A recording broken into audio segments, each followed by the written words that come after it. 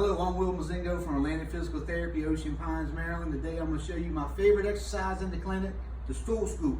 The Stool Scoot is very effective for working your hamstrings, and I'm going to have my man helper right here to demonstrate.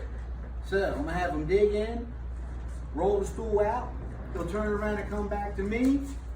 I usually do this in a time trial, 3 to 5 minutes, depending on injury.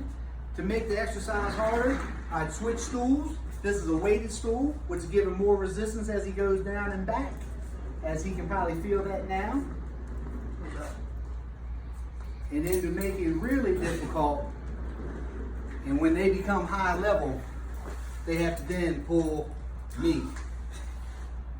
Let's roll.